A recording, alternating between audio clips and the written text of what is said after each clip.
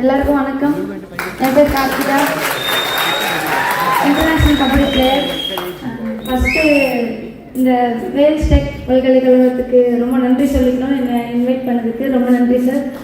அப்புறம் நம்ம மனிஷா ராம்தாஸ், அவங்க வந்து பேரா அத்லட். அவங்க கூட எனக்கு இந்த ஸ்டேஜை ஷேர் பண்ணிக்க ரொம்ப சந்தோஷமாக இருக்குது. நான் ஒரு திருக்குறள் சொல்லலான்னு இருக்கேன். வெள்ளத்தனைய மலர் நீத்த மாண்பத்தம் உள்ளத்தனையது உயர்வு. இந்த பொருள் வந்து மன உறுதி கொண்ட ஒரு வீரரின் சாதனையானது அவரது எண்ணத்தின் வலிமையை கொண்டே உள்ளதுன்னு சொல்றாங்க. இதை வந்து நம்ம மைண்ட் வந்து ரெண்டு விதமா இருக்கு. ஒன்று கான்சியஸ் மைண்ட், இன்னொன்று சப்கான்சியஸ் மைண்ட். இப்போ நம்ம நார்மலாக செய்கிற விஷயத்தை எடுத்துக்கலாம். நம்ம ரைட் ஹேண்டில் எழுதுவோம், ஒரு பைக் ஓட்டுவோம், இந்த மாதிரியான விஷயங்கள்லாம் நம்ம சப்கான்ஷியஸாக பண்ணுறோம். ஆனால் இதுவே நம்ம சின்ன வயசில் ரொம்ப கான்ஷியஸாக, ரொம்ப ப்ரெசன்ஸ் ஆஃப் மைண்டில் ரொம்ப கவனத்தோடு பார்த்து எழுதுவோம். வண்டி ஓட்டும் போது ரொம்ப கவனத்தோடு ஓட்டுவோம். அப்போ நம்மளுடைய சப்கான்ஷியஸ் மைண்ட் தான் நம்மளோட லைஃப்பில் 90% நம்மளை செயல்படுத்துது. அதனால் மிச்சம் 10% தான் நம்ம கான்ஷியஸ் மைண்ட் நம்மளை செயல்படுத்துது. நம்ம சப்கான்ஷியஸ் மைண்ட் தான் நமக்கு ரொம்ப பெரிய ஒரு இம்பேக்டை நம்மளோட லைஃப்பில் க்ரியேட் பண்ணுது. இப்போ நான் வந்து evening 5 to 8, morning 5 to 8 practice பண்ணுறோம்.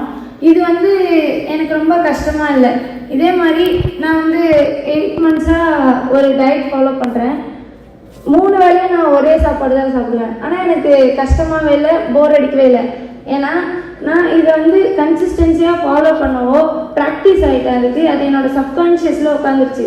அப்போ இதே மாதிரி நம்மளுடைய வெற்றி, நம்மளுடைய இலக்கை நம்ம செட் பண்ணணும்.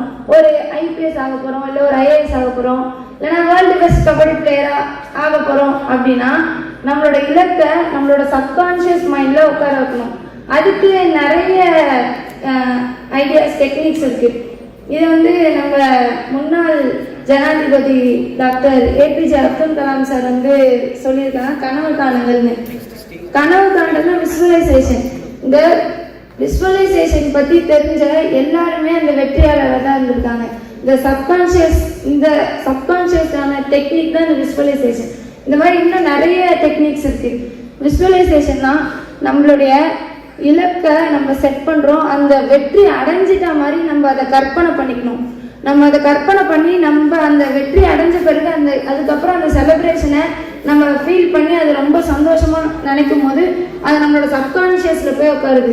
அப்போ நம்ம அதை தொடர்ந்து நம்ம அதை கற்பனை பண்ணும்போது நமக்கு ரொம்ப ஹாப்பியாக இருக்கும்னு சொல்லி நம்ம இன்னும் அதுக்காக ஒர்க் பண்ணுவோம். எங்களுக்கு வந்து இண்டோர் கட்டி கொடுத்துருக்காங்க கவர்மெண்ட். இந்த மாதிரி எந்த ஒரு தனி டீமுக்கும் கவர்மெண்ட் வந்து பெரிய இண்டோர் கட்டி கொடுத்ததே இல்லை. ஆனால் எங்களுக்கு கட்டி கொடுத்தாங்க கண்ணகி நகரில். அது வந்து ஒரு மேஜிக்னு தான் எல்லாரும் சொல்லுவாங்க. ஆனால் அது மேஜிக் இல்லை. எங்கள் கோச் வந்து டெய்லி எங்களுக்கு வந்து விஸ்வலைசேஷனுக்குன்னு தனியாக கிளாஸ் நடத்துவாங்க. டெய்லி எங்களுடைய வெற்றியை நினச்சி எங்களை ஒர்க் பண்ணுறதுக்காக யோசிக்க வைப்பாங்க. இப்போ இவ்வளோ பெரிய இந்த சப்கான்ஷியஸ்ன்ற ஒரு கான்செப்ட் வந்து நமக்குள்ளே இருந்துச்சுன்னா ஈஸியாக நம்மளும் வெற்றியாளராகவும் சாதனையாளராகவும் ஆகிடலாம். இதை தெரிஞ்சவங்க எல்லாருமே, இதை வெற்றியாளர்கள் மட்டும்தான் இதெல்லாம் தெரிஞ்சிருக்கும். அதனால் நம்மளும் இதெல்லாம் ஃபாலோ பண்ணணும்னு நான் நினைக்கிறேன். உங்களுக்கு சில பேருக்கு இது டைரெக்டாக புரிஞ்சிருக்கும், தெரியல, கொஞ்சம் புரியலன்னும் போது நீங்கள் கொஞ்சம் இதை சர்ச் பண்ணுங்கள். நிச்சயமாக உங்களுக்கும் வெற்றி கிடைக்கும். நன்றி.